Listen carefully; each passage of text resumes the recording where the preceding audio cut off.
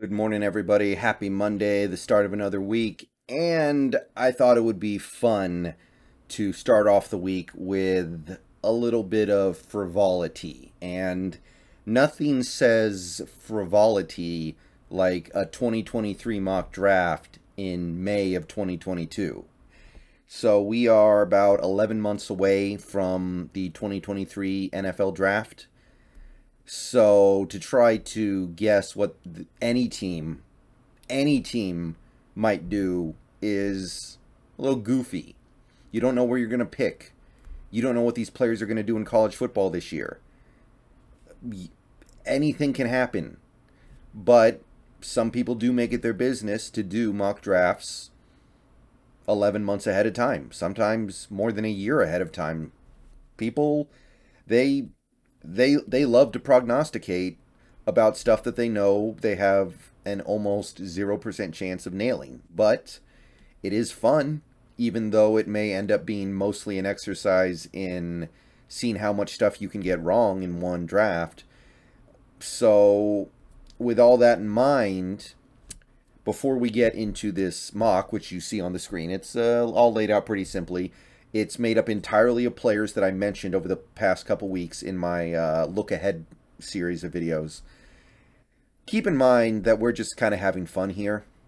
Don't take any of this all that seriously. If you have a strong disagreement or you want to see things go a slightly different way or you're really against a particular thing, then of course say so. But just understand that we have a bunch of college games to watch, we have a bunch of college tape to digest, and we have our own team's actual play on the field, the Seahawks on the field to go through before we really know what we need to do in this upcoming draft. But it's hard to deny that the 2023 draft is going to be huge for this Seahawks team. We have extra picks from the Wilson trade and, while we're here, the Ahkello Witherspoon trade. And I don't believe that we have any picks that we've given up in any kind of trade. So this is the opportunity to strike. And I put together a mock draft that I think addresses pretty much all of our needs and gets players that at this point interest me more than any other. So I've projected where our picks are going to land. I projected where Denver's picks that we have gotten and Pittsburgh's pick that we've gotten are going to land.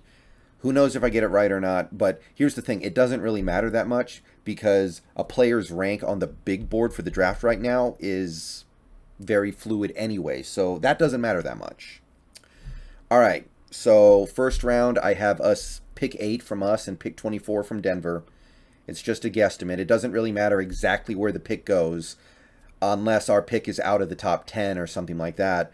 But I have us getting Will Levis at number 8, quarterback from Kentucky. As of right now, he's still quarterback 3 at best. That may change, but as of right now, I don't see him going in the top 5. He's going to have to turn some people's heads before we can start talking about him like that. So I say we can get him at 8. We'll see if that holds. And at 24, I have us getting inside linebacker to pair up with Jordan Brooks, Trenton Simpson from Clemson.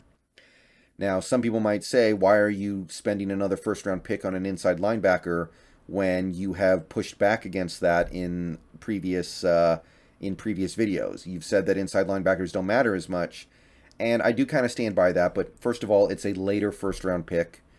Second of all, I think Trenton Simpson has the chance to be special. Maybe not quite special in the Devin Lloyd way, but maybe that's not the most ridiculous comp in the world.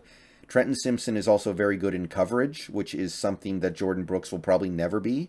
So he matches up well as a partner in the linebacker core for Brooks going forward. So I have Trenton Simpson at 24. Moving into the second round, I attack the lines on both sides of the ball. I have Jarrett Patterson, the center from Notre Dame, probably the best center in this draft, projected to go in the early stages of the second round, falling to 40. And we pluck him, and he becomes the center of the future. As I've been over, you look at the center room for the Seahawks right now, there isn't a whole lot that's likely to be here for very long at all unless they really impress. I think that Jarrett Patterson would probably be drafted and become a very, very quick starter. I think he would be an almost immediate starter on our offensive line, and hopefully him combined with the new tackles that we got in this draft, and maybe Phil Haynes, maybe Damian Lewis. We'll see what their fates are after this season. We'll have an offensive line that is young and good, something we haven't had in a while. And with our later second-round pick, I said Tyler Davis, defensive lineman from Clemson. I think that on our current team, if we are doing this hybrid defense, he's going to be more of a defensive end in 3-4 and either a 5-tech or a 3-tech in 4-3. So I think he has the versatility to do it.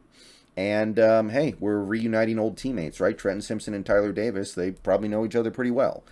So that's the first 2 rounds. I think we're off to a great start here. We're addressing clear and obvious needs in a way that I believe will merit dividends as rookies. So good start. Okay, third round, I went an Alabama defensive lineman. I went another defensive lineman, Justin Eboigbe from Alabama. This is another guy who I envision as being an end in a 3-4 set and probably a 5-tech / 3-tech, probably a little more of a 5-tech, I think, in a 4-3 set. So, again, you're just trying to fill out that defensive line because if Poona Ford doesn't have a good year this year, then we may be going into 2023 with our only true 3-4 end being Shelby Harris. Maybe Quentin Jefferson, but he could easily be cut too because of the way his contract is. So we need to double dip in this draft, I think, at defensive end unless we're going to go spend big money on a guy like Tuitt. You need to have at least one super stud on that defensive line, I believe. And if you're not going to spend big money to get one, then you need to spend draft capital to try to get them. So with that in mind, when we move into day 3 and we get to our 4th round pick, which I estimated to be about 113, I gave us Justin Rogers, nose tackle from Kentucky. He's the purest nose tackle that I see in this draft right now. He's 330 plus. He's like 336. So he's one of the very few guys in this draft I saw with the size to be a typical nose tackle. So I really wanted to make sure I would have the chance to get him. And I think that if you're looking at the nose tackle spot, you might be losing Al Woods to retirement, even though he does have a 2-year contract. Monet is Monet. So you might need to get Justin Rogers and then go out and get somebody else as well. You might need to go get another solid veteran on top of Justin Rogers, but Rogers is going to give you quality depth. So I think it's pretty important we take care of it in the draft as well. Try to get a long-term solution. Coming around to the 5th round, I have us being the team that decides it's time to jump on the best kicker. And as of right now, I think the best kicker in this draft is Jake Moody from Michigan. He had a very good 2021. He only missed 2 kicks. He made 4 of 6 from 40 plus, including a couple of 50-yarders, I believe. I know he made at least one 52-yarder. So he's got a pretty big leg. He's got good accuracy. If another kicker emerges as being better than Moody as the year goes on, then you can sub him in. But he's the pole position guy for me right now. And later in the 5th round, I also got TJ Bass with the Steelers pick, which I projected to be 158. Left guard from Oregon. He's a guy who might rise up the boards as the season goes on, but he strikes me as a potential candidate to fit in well with this offensive line. Assuming we don't have Gabe Jackson next year, even if Phil Haynes is the guy, we need depth.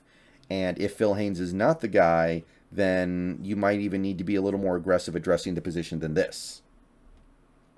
Either way, you can certainly use him. So going on into the 6th round, it became a little bit harder, but I tossed us Zac Frazier, a center from West Virginia, another center. So knowing that we may be going into 2023 with very little going on at center. Blythe could be gone. Fuller could be gone. Shepley, who knows? I know the team kind of likes him, but would it be shocking to anybody if he wasn't around next year? I don't think so. So I also gave us a nominal backup in the 6th round with Zac Frazier. I like him. He played center at West Virginia, and obviously you're not going to be in love with anything in the 6th round, but it gives you some depth. It increases the depth of your interior offensive line, which is important because we've done a pretty good job at the tackle spots now. We just need to keep moving inside and keep doing whatever work needs to be done on the interior, and we will have a great offensive line soon.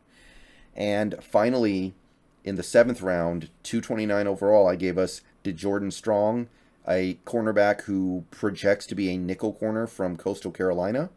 I think that DeJordan Strong is, as weird as this is to say for a 7th round guy, one of the better nickel corner prospects in this draft as of right now.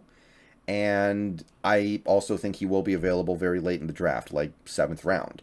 You might even be able to get him undrafted, but he was as good a pick as any to put in this spot. And that's it for my way too early Seattle Seahawks 2023 mock draft. I have us getting the quarterback of the future. I have us increasing our interior offensive line depth. I have us starting the rebuild on our defensive line because we're going to have some turnover there. I have us getting a long-term solution at kicker, hopefully. I have us getting an inside linebacker to solidify that defense. And I have us getting a little project nickel corner.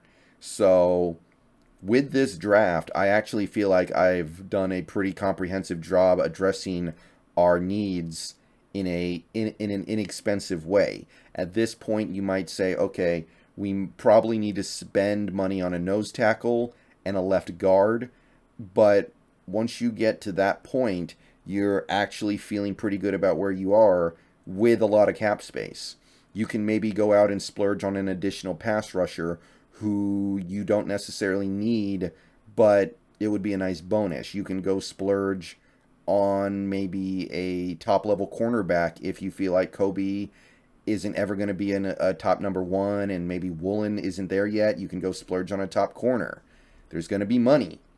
And if you have a draft like this and it pans out, then that can all mean something. All right, let me know what you guys think. I'm going to get out of here. Peace out. Go Hawks. And it's your way too early 2023 mock draft.